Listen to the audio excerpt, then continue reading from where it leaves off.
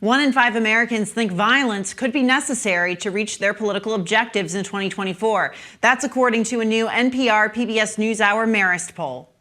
That may only be a little more than 20% of Americans, but it's still an alarming number. However, research varies on this topic, with other polls showing lower numbers. Here's what some of you across the country had to say about political violence and the way this country has become so divided. It's a disaster and a nightmare. There's too much acrimony and the sides are too polarized. It's sad. It's ugly. It's scary. I am concerned about violence following the election. We see already the violence that had happened in the past, so I could definitely see it happening again with this election. I think January 6th was a shock for all of us, and we shouldn't be shocked anymore. I think it could be worse than that, something broader than January 6th. It could be around the country even. I pray for our country. I pray for unity. I don't know if it's possible. I have faith and hope, but man, it's dwindling, but I still believe in this country. Joining us now is Princeton University Political Scientist, Dr. Lauren Wright. Lauren, thank you so much for joining us. You know, the fact that more than 20% of Americans believe violence may be the answer when it comes to the upcoming elections is quite alarming, but does that surprise you? It does. The best possible research I know about this comes from my colleague at Dartmouth, Sean Westwood, who leads the Polarization Research Lab. And what they find is that these surveys showing vast support for partisan violence are actually really severely overstated. And part of that just comes from replicating the surveys. They asked over 100,000 people what they thought about this. And once you ask the question a different way and exclude people who speed through the survey, it's actually much closer to 4%, even 3% among Democrats and Republicans. So I don't see that kind of disheartening evidence in the data myself.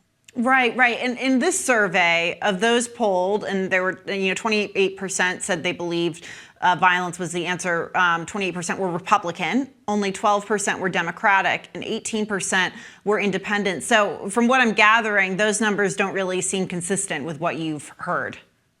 They don't. And I actually don't think there's big partisan differences in this one way or the other. I'll go back to the overall picture in a second, but the same research I just mentioned asks about specific acts, like, for instance, the most extreme one, partisan motivated murder. Do you support that?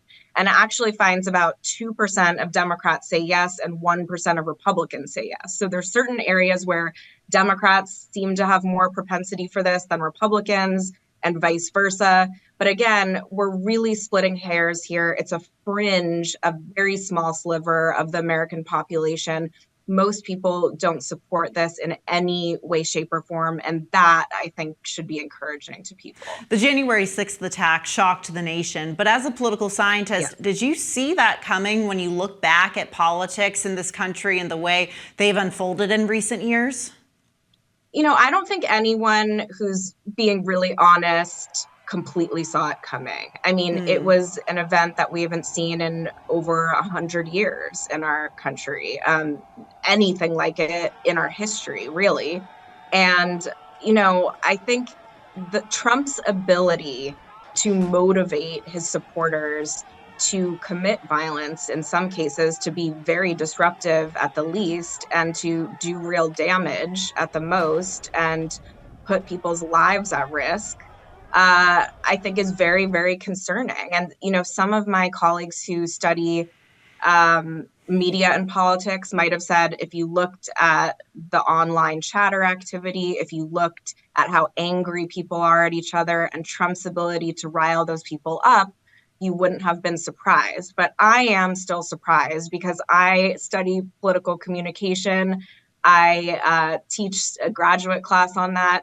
And, Julia, a lot of people in this country don't even vote. And so expecting that they'll somehow take up arms against their neighbors on a large scale, especially now after January 6th, I don't think we'll see anything close again. And yes, I was very surprised when it happened and very, very upset. Yeah, it was certainly a very upsetting, remarkable event. And during that day, we saw lawmakers and public officials' safety threatened, including, every member of Congress that was there, Vice President Mike Pence, then Vice President. But before that, we saw Congressman Steve Scalise and Senator Rand Paul. They were victims of political violence. How concerned are you for the safety of lawmakers going forward?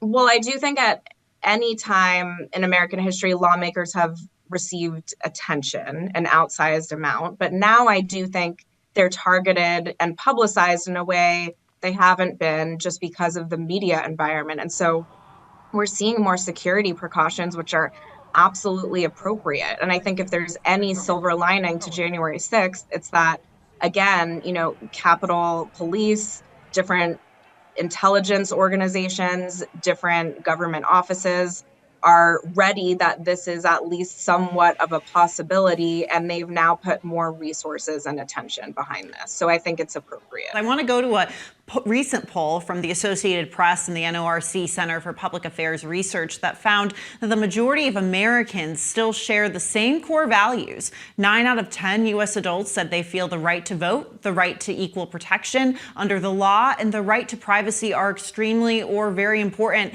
Lauren, how is it possible for a nation to share these core values but at the same time remain so deeply divided? I think a lot of it is how the news is framed. And I'm so glad you ended up on this optimistic note, because it's true. Americans do share a lot of values, and we see that across a range of policies too. When we ask people, do you want better healthcare? Do you want teachers to get paid more? Do you want to secure Social Security for the future? Do you support Medicare expansion? Most Americans say yes. It's just on the details. How do we pay for this? Who should pay for this? Where you see opinions start to split up. And so, yes, Americans still share core values. Most Americans are moderate, even though they lean one way or the other. They tend to identify more with patriotic values than they do with criticism of the country. And so, yes, on these big things, Americans are in step, and it's important to remember. Just to wrap here, Lauren, we're in the middle of a really tumultuous election cycle with two very polarizing candidates. Is there any hope in sight for unity? I think so. We only have two choices in this country. We have RFK Jr., of course, too, this year. But we have a, simple majority, single ballot system. And we're probably never going to elect a third party candidate. So a lot of the strife we see is not that people absolutely love Joe Biden and absolutely love Donald Trump.